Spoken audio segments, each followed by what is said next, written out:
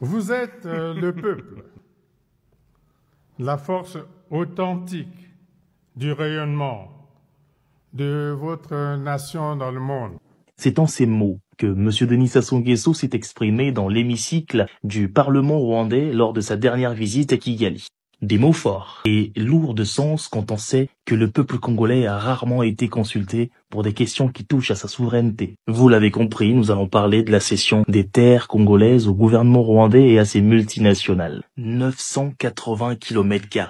980 km² de terre ont été cédés au gouvernement rwandais pour y développer au Congo-Brazzaville l'agriculture, l'élevage et bien d'autres projets contenus dans un dossier opaque de 33 accords au total. Après un échec cuisant dans la mise en place des projets de développement de l'agriculture et de l'industrialisation au Congo-Brazzaville, le gouvernement a décidé de sous-traiter le développement. Drôle de choix, dans un pays dans lequel nous avons déjà la main-d'œuvre nécessaire et les cerveaux pour mettre en place ce type de projet. Le problème, ce n'est pas le Rwanda, ni l'Italie, la Chine ou la Grèce. Le problème, c'est effectivement les conséquences qu'ont ce type de contrat dans le quotidien des Congolais. Je vous laisse découvrir l'extrait d'un journal rwandais du 30 mars 2024 qui traite de ce sujet. Les entrepreneurs et autres membres du secteur privé du Rwanda ont visité récemment les terres que le Congo-Brazzaville a offertes au Rwanda, des terres plus grandes que la ville de Kigali pour être exploitées. Après cette visite, ils ont décidé d'en faire bon usage en investissant dans des activités agricoles qui incluent l'élevage en prenant note de la fertilité de ces terres. Des terres que le Congo-Brazzaville a offertes au Rwanda. D'aucuns nous disent que ce n'est pas une cession. Ces terres n'ont pas été offertes, que c'était une location pour 25 ans. Eh bien, pour ceux qui en doutent encore, écoutez ce qui va suivre et vous serez surpris. Entre le 4 et le 8 mars de cette année, certains membres du secteur privé du Rwanda ont visité le Congo-Brazzaville et ont découvert les 2 terrains qui appartiennent désormais au Rwanda avec une superficie combinée de 980 km². Résumons la situation. Nous avons 980 km² de terre du Congo-Brazzaville qui vont être cédés au Rwanda, ou dirais-je, qui ont été cédés au Rwanda, vu que, vous l'avez bien entendu, ces terres appartiennent maintenant au Rwanda. Vous vous demandez sans doute quel type de projet agricole veulent-ils mettre en place au Congo-Brazzaville. Je vous laisse écouter les professionnels rwandais à ce sujet. Nous voulons être le premier à commencer à faire des affaires au Congo-Brazzaville en tant qu'entreprise Sinagera et nous croyons que nous pouvons y cultiver et transformer du piment pour pouvoir vendre dans la région et profiter des ports pour l'exportation à tel point que nous pourrons envoyer ces piments vers le Rwanda.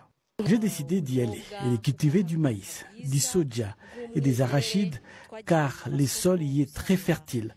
Nous sommes allés sur leur marché et nous avons constaté qu'ils importaient de la nourriture depuis la France et d'autres pays voisins. Nous avons fait une étude de faisabilité et ce projet est désormais en cours. Mais il ne fait aucun doute que le marché est une véritable potentialité.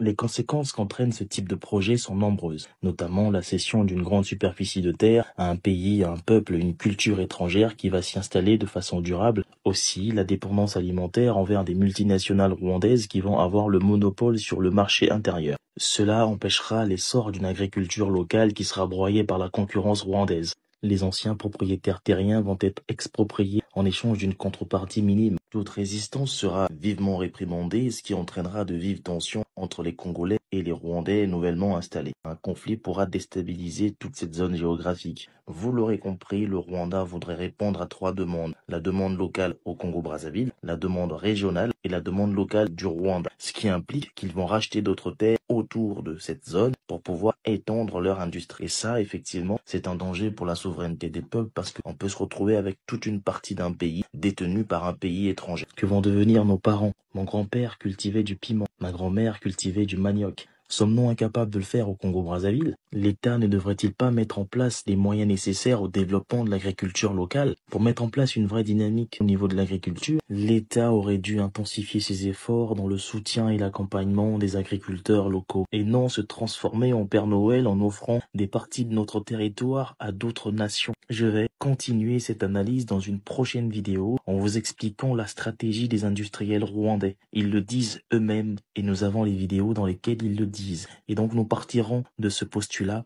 pour comprendre ce qu'ils veulent réellement dans notre pays. Je vous invite à liker, à partager et à commenter massivement cette vidéo. Dites-moi ce que vous en pensez et surtout, exprimez-vous pour votre pays.